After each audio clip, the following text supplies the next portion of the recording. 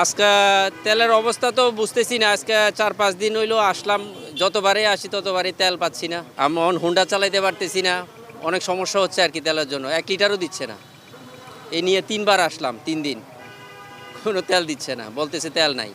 ও বলে আজকে আসবে, কালকে আসবে, এরকমই বলতেছে, কিন্তু যেদিনে আসি বলে এখনো আসে নাই। তেলের অবস্থা খুবই খারাপ। গত 2 দিন আগে তেল নিয়েছি, গতকালকে রাত্রেও আসছি, বলতেছে যে তেল নাই, আজকের কথা বলছে আজকে আসবে। তো এখন আবার আসলাম, এই যে তেল নাই, মানে গাড়ি চলতে পারতেছে না।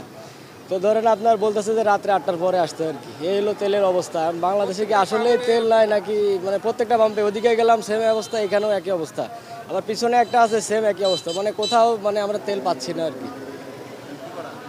এখন বাংলাদেশ সরকারকে আমাদের আকুল আবেদন যে আসলে তেলের যে সিন্ডিকেটটা চলতেছে, এই সিন্ডিকেটটা দ্রুত আমাদের যাতে সমাধান হয়ে যায়, যাতে কি মানুষ একটা ভোগান্তি হচ্ছে।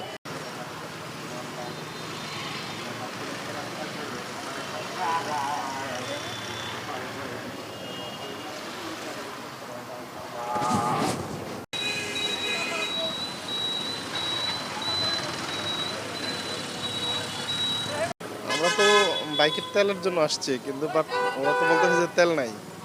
এখন কি করার আমাদের তো তেল না থাকলে তো আমাদের যে কাজের যেই জায়গায় যাই ওইখানে তো আপনার তো ওইভাবে তো আর আমরা এগোতে পারতেছি না।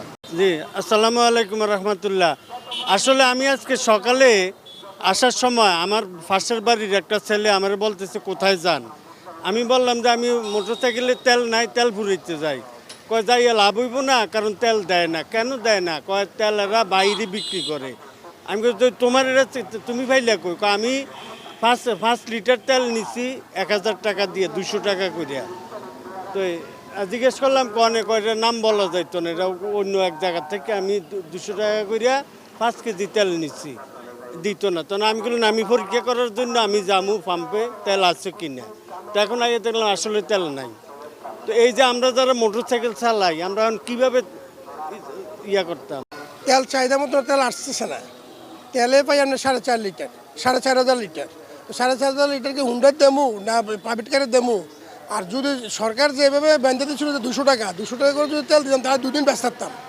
একজনের 4-5 বার সফর করে তেল নিয়ে যায়। এটা কন্ট্রোল করতে পারতাম না। সরকারের কাছে আমাদের অনুরোধ, যেন সরকার এই পাম্পের মধ্যে যেন একটা নিরাপত্তার জন্য পুলিশ বা সেনাবাহিনী যদি কন্ট্রোল করতো, তাহলে যেহেতুটুকু তেল পাইতাম 2-3 দিন লাগে ব্যস্ত পারতাম।